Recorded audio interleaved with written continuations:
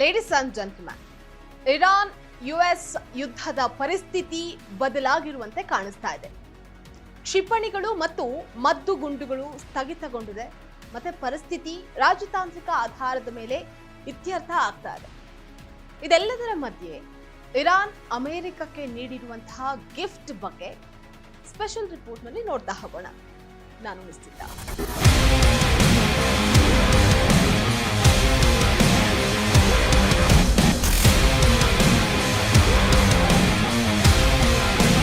ಅಮೆರಿಕದ ಅಧ್ಯಕ್ಷ Donald Trump ಒಂದು ಇಂಟ್ರೆಸ್ಟಿಂಗ್ ಹೇಳಿಕೆಯನ್ನು ನೀಡಿದ್ದಾರೆ. ಇರಾನ್ ಅಮೆರಿಕಕ್ಕೆ ಹಾರ್ಮುಜ್ ಜಲಸಂಧಿಗೆ ಸಂಬಂಧಪಟ್ಟಂತಹ ಬಹಳ ದೊಡ್ಡ ಉಡುಗೊರೆಯನ್ನ ನಂಬಿಕೆಯ ಪ್ರದರ್ಶನವಾಗಿ ನೀಡಲಾಗಿದೆ ಅಂತ ಅವರು ಹೇಳಿದ್ದಾರೆ. ಇದು ಯುದ್ಧವನ್ನ ಶೀಘ್ರದಲ್ಲೇ ಕೊನೆಗೊಳಿಸುವಂತಹ ಸಾಧ್ಯತೆಯನ್ನ ಹೆಚ್ಚು ಮಾಡಿದೆ ಅಂತ ಟ್ರಂಪ್ ವಿಶ್ವಾಸವನ್ನ ವ್ಯಕ್ತಪಡಿಸಿದ್ದಾರೆ.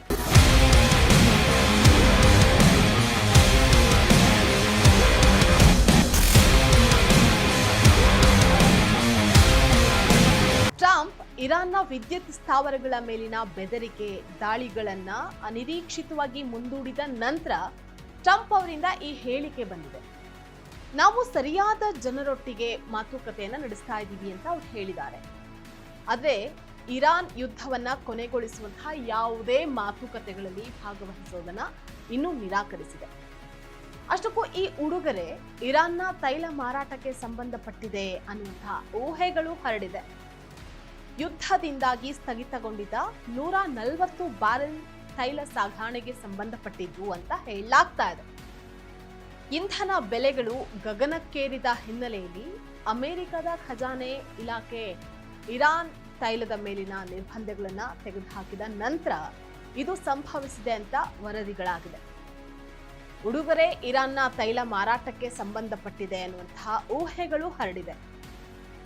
ಯುದ್ಧದಿಂದಾಗಿ ಸ್ಥಗಿತಗೊಂಡಿದ್ದ 140 ಬ್ಯಾರೆಲ್ ತೈಲ ಸಾಗಾಣಿಕೆ ಸಂಬಂಧಪಟ್ಟಂತೆ ಕೂಡ ಹೇಳಲಾಗ್ತಾ ಇದೆ. ಇಂಧನ ಬೆಲೆಗಳು ಗಗನಕ್ಕೇರಿದ ಹಿನ್ನೆಲೆಯಲ್ಲಿ ಅಮೆರಿಕದ ಖಜಾನೆ ಇಲಾಖೆ ಏನಿದೆ ಇರಾನ್ ತೈಲದ ಮೇಲಿನ ನಿರ್ಬಂಧಗಳನ್ನ ತೆಗೆದುಹಾಕಿದ ನಂತರ ಇದು ಸಂಭವಿಸಿದೆ ಅಂತ ಹೇಳಿ ವರದಿಯಾಗಿದೆ.